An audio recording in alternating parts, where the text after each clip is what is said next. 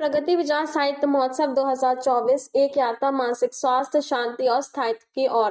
प्रगति विचार साहित्य महोत्सव पीवी अलग के तीसरे संस्करण ने एक प्रशंसापूर्ण सफलता हासिल की, जिसने 320,000 से अधिक वोट्स का एक अद्वितीय रिकॉर्ड बनाया। यह 6 दिवसीय महोत्सव 11 फरवरी से 17 फरवरी को नई Delhi world book fair Pragati Maidan में आयोजित हुआ था, जिसमें किताबों के शौकीनों, लेखकों और इंडस्ट्री पेशेवरों का एक विविध समूह सम्मिलित हुआ। पिछले संस्करणों की सफलता को और भी शानदार बनाते हुए पीवीएलएफ 2024 उत्सव को और भी उत्कृष्ट और व्यापक बनाया। इस बार राष्ट्रीय बुक ट्रस्ट एनबीटी द्वारा जारी की गई दिशा निर्देशों के अनुसार हमें खुशी है कि हमने मानसिक स्वास्थ्य, शांति और स्थायित्व के विषय पर नई दिल्ली वर्ल्ड बुक फेयर में इस 6 दिवसीय महोत्सव को आयोजित किया। महोत्सव में 100 से अधिक लेखकों ने भाग लिया। इस उत्सव में इन लेखकों ने 15 से ज्यादा विषयों पर 40 से भी अधिक सत्रों में विस्तृत चर्चा की और मानसिक स्वास्थ्य के विभिन्न पहलुओं पर अपने विचार रखे।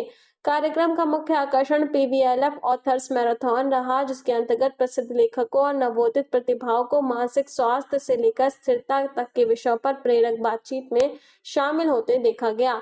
यह महोत्सव 11 फरवरी को श्री कपिल गुप्ता की पुस्तक in my head a holistic guide to mental wellness के बहुप्रतीक्षित लॉन्च के साथ शुरू हुआ। सोल वेलनेस फ्रंटलिस्ट मीडिया और ओएमलॉजिस्ट के संस्थापक श्री गुप्ता की यह पुस्तक हमारे मानसिक स्वास्थ्य को गहराई से समझने में मदद करती है, जीवन की चुनौतियों को सहनशीलता से पार करने के लिए व्यवहारिक उपाय और दृष्टिकोण प्रदान करती है। यह पुस्तक उत्सव की थीम सैनिटी, सेरेनिटी, सस्टेनेबिलिटी के अनुरूप है, जो तेजी से तनाव और चिंता से जूझ रही दुनिया में मानसिक कल्याण के महत्व पर जोर देता है। समारोह का आखिरी दिन PVLF authors and publishers excellence award ceremony 2024 को समर्पित रहा।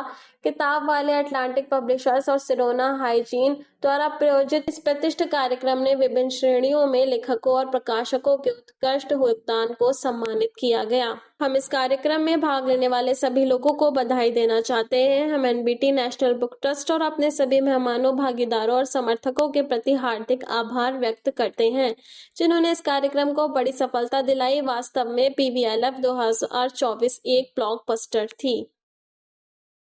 एक फेस्टिवल होता है हर साल, जहां पर हम ऑथर्स को और पब्लिशर्स को अवार्ड करते हैं।